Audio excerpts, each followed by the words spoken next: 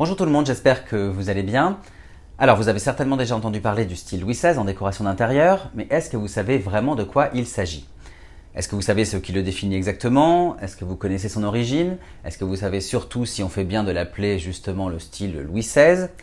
Eh bien je ne suis pas expert en architecture d'intérieur bien sûr comme vous le savez, mais je vais essayer de vous en dire plus aujourd'hui à travers cette nouvelle anecdote. Alors pour commencer, vous connaissez bien sûr Louis XVI, le célèbre dernier roi de l'Ancien Régime qui sera condamné à mort pendant la Révolution le 21 janvier 1793.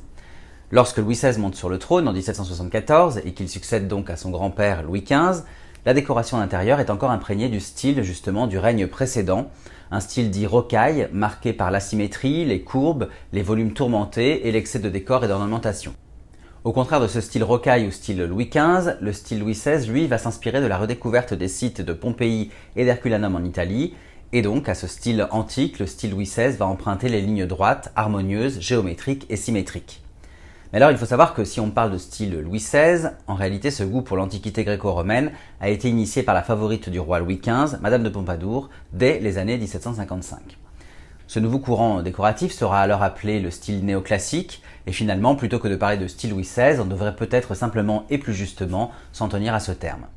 Enfin bref, néoclassique ou Louis XVI, je vous propose maintenant d'entrer un peu plus dans le détail de ce nouveau style qui émerge dans cette deuxième moitié du XVIIIe siècle. Le style Louis XVI donc, qui commence comme vous l'aurez compris avant le règne du jeune roi et qui s'étend en réalité de 1750 à 1795, est donc marqué par le retour à la ligne droite. Mais alors cette ligne droite, elle est loin d'être synonyme de raideur et par des jeux de pans coupés ou d'ornementation légère, elle va finalement s'imposer joyeuse et gracieuse. Par ailleurs, le style Louis XVI va peu à peu oublier l'idée de confort du style de Louis XV avec notamment des dossiers de siège plus droits, qu'ils soient en forme de médaillon ou alors de chapeau. Concernant les meubles justement plus particulièrement, si au départ on continue à utiliser le plaquage et la marqueterie qui ont été développés fortement avec le style rocaille, cette technique va peu à peu être abandonnée pour laisser place au jeu naturel des veines du bois et permettre ainsi de jouer avec les différentes essences selon leur densité et leur couleur. Parce qu'en fait, le style Louis XVI, il aime le naturel et la simplicité. La sobriété de mise et les proportions et les formes des meubles sont équilibrées et géométriques, par exemple carrées, ovales, rectangulaires, rondes ou encore en forme de demi-lune. Mais alors attention, ça ne veut pas dire qu'on oublie la fantaisie avec cette géométrie. Les ornements restent très présents pour ennoblir et enrichir le mobilier, mais aussi les décors intérieurs et les boiseries avec des rosaces, des médaillons, des fleurs ou encore des lyres. Les pieds des meubles présentent des cannelures et on trouve des nœuds ou des rubans sculptés sur les différents meubles. On va enfin observer aussi ce qu'on appelle des guirlandes, c'est-à-dire des répétitions d'un même motif, que ce soit des fleurs, des entrelacs, des feuillages ou des croisillons. D'autre part, à l'image du style Louis XV, qui est né en partie de la création des appartements plus privés et de la volonté de créer un luxe intime, le style Louis XVI, lui, va également inventer du mobilier adapté aux pièces plus petites et plus intimes des appartements intérieurs du roi.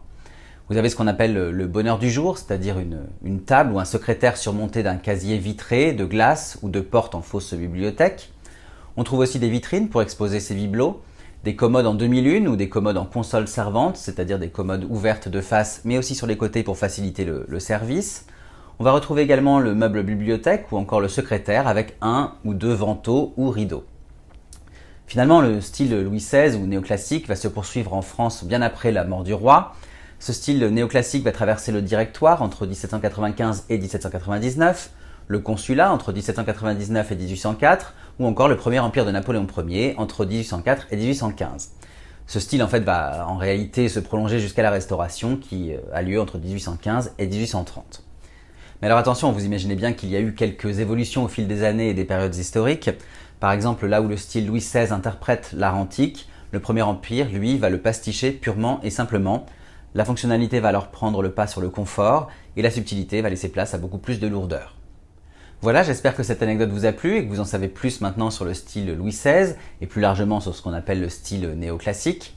Vous pouvez retrouver toutes ces informations et bien d'autres sur mon blog, lescarnetsdigor.fr, où je relate mes visites, mes coups de cœur et aussi d'autres anecdotes. N'hésitez pas aussi à me suivre sur mes comptes Instagram, Facebook ou encore YouTube et je vous dis à très bientôt.